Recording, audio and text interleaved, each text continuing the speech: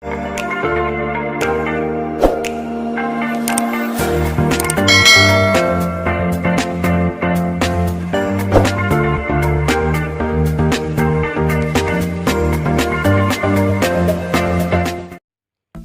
saya Ludi Ferdrika dengan NIM 2018-28052 dari jurusan Manajemen Fakultas Ekonomi dan Bisnis Universitas Patimura, Ambon.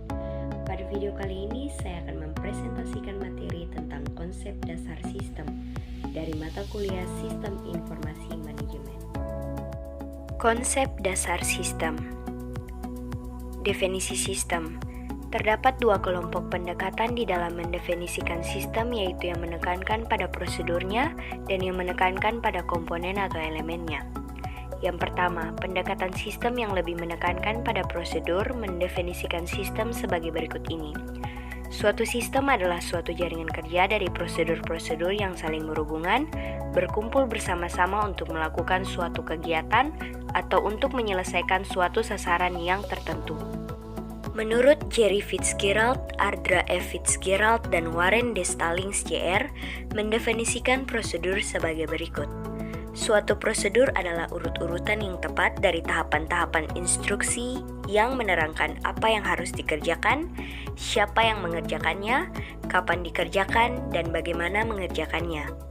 Yang kedua, pendekatan sistem yang lebih menekankan pada elemen atau komponennya mendefinisikan sistem sebagai berikut. Sistem adalah kumpulan dari elemen-elemen yang berinteraksi untuk mencapai suatu tujuan tertentu, atau sistem adalah sekumpulan elemen atau subsistem yang saling terkait atau terpadu dengan maksud untuk mencapai suatu tujuan.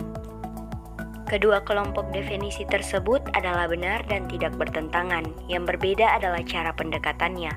Pendekatan sistem yang merupakan kumpulan elemen-elemen atau komponen-komponen atau subsistem-subsistem merupakan definisi yang lebih luas.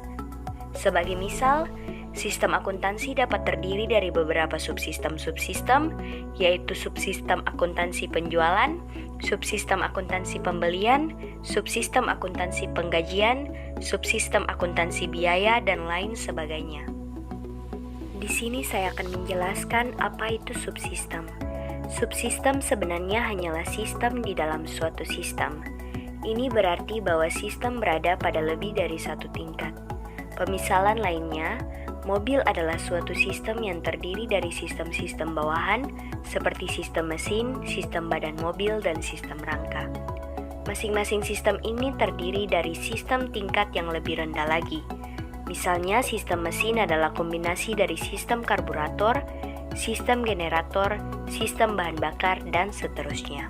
Secara umum dapat diilustrasikan sebagai berikut. Klarifikasi sistem. Klarifikasi sistem terbagi menjadi tiga, yaitu yang pertama, sistem abstrak dan sistem fisik, yang dibagi lagi menjadi dua, yaitu filsafat dan sistem komputer, yang kedua sistem alamiah dan sistem buatan, dan yang ketiga sistem tertutup dan sistem terbuka. Berikut adalah gambar dari karakteristik sistem. Karakteristik sistem terbagi menjadi 8, yaitu yang pertama batasan, yang kedua lingkungan, yang ketiga masukan, yang keempat proses, yang kelima keluaran, yang keenam komponen, yang ketujuh penghubung, dan yang kedelapan tujuan dan sasaran. Komponen sistem. Suatu sistem terdiri dari sejumlah komponen yang saling berinteraksi, yang artinya saling bekerja sama untuk membentuk suatu kesatuan. Setiap sistem, tidak peduli berapapun kecilnya, selalu mengandung komponen-komponen atau subsistem-subsistem. Setiap subsistem mempunyai sifat-sifat dari sistem untuk menjalankan suatu fungsi tertentu dan mempengaruhi proses sistem secara keseluruhan. Dapat dibayangkan, jika dalam suatu sistem ada subsistem yang tidak berjalan sebagaimana mestinya, tentunya sistem tersebut tidak akan berjalan mulus. Batas sistem. Batas sistem merupakan daerah yang membatasi antara suatu sistem dengan sistem yang lain atau dengan lingkungan luarnya. Batas sistem ini memungkinkan suatu sistem dipandang sebagai satu kesatuan. Lingkungan luar sistem. Lingkungan luar dari suatu sistem adalah apapun di luar batas dari sistem yang mempengaruhi operasi sistem. Lingkungan luar sistem dapat bersifat menguntungkan dan dapat bersifat merugikan sistem tersebut. Penghubung sistem. Penghubung sistem adalah media penghubung antara suatu subsistem dengan subsistem lainnya. Melalui penghubung ini memungkinkan sumber-sumber daya mengalir dari suatu subsistem ke yang lainnya. Masukan sistem. Masukan sistem adalah energi yang dimasukkan ke dalam sistem. Masukan dapat berupa masukan perawatan dan masukan sinyal. Keluaran sistem. Keluaran sistem adalah hasil dari energi yang diolah dan diklarifikasikan menjadi keluaran yang berguna dan sisa pembuangan. Misalnya, untuk sistem komputer, panas yang dihasilkan adalah keluaran yang tidak berguna dan merupakan hasil sisa pembuangan. Sedangkan informasi adalah keluaran yang dibutuhkan. Pengolah sistem.